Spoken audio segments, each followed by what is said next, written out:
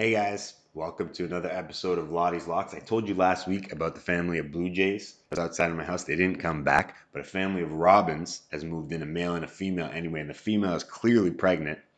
I'll keep you guys updated. Very excited about that development. Hopefully I see the little babies hopping around in the next couple days. Let's get started. First lock of the day. Oklahoma City Thunder to win the first quarter on the road in Charlotte. Bet on Russell Westbrook. Talk a lot about the NBA season being long, guys taking nights off. There are certain guys that doesn't apply to, and Russell Westbrook is one of them. This is a guy that gives it his all every single night he plays. Now, it's still too early in the season, but when we get to December and January, the grind of the NBA season, betting on Russell Westbrook in the first quarter is never a bad idea. So I got that going for me. The game against the Clippers was crazy. They were down by 13. The Thunder were down by 13 at the half. They started the third quarter on a 23-2 run, winning the quarter, as you can see, 39-10.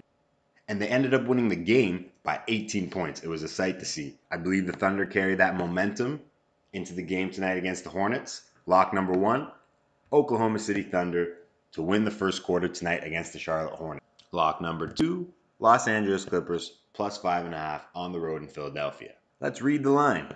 It's Philly minus 5.5 now, but it opened at minus 4.5, and the betting public was all over it. This number was up at 82%. Now it's come down to 68%, likely because the spread moved back in the direction of the Los Angeles Clippers.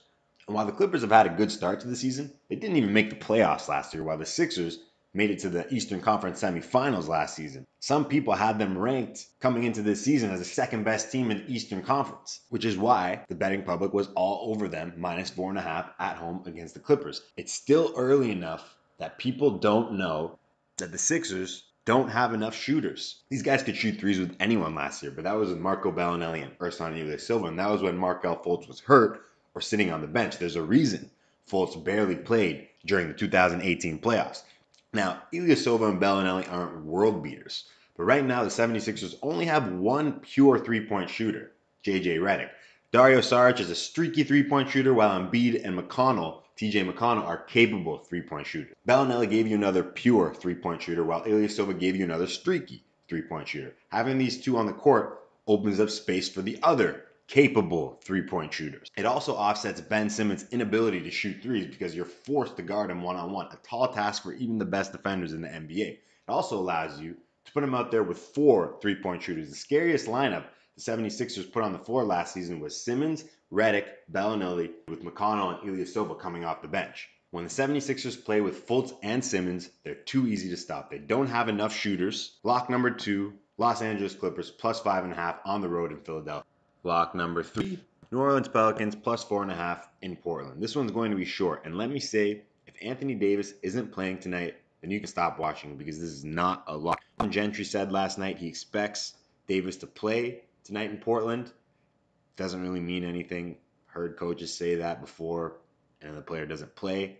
It's really going to depend on how he feels. At one point last night, you saw him on the ground. He took a little bit of time to get up. We know it was his first game back after missing a couple because of a strained elbow or something like that. So there's a chance the Pelicans decide to rest him playing on the second night of a back-to-back. So it's strange that Portland opened as only 4-point favorites at home. They have a better record. The Pelicans just played last. Portland should be favored by at least 5.5. One thing I'll say is teams don't play well in their first game at home after a long road trip, and the Blazers are coming off a 4-game road trip.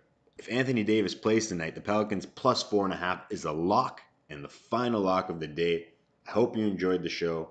Good luck tonight and tune in again tomorrow. Major key alert!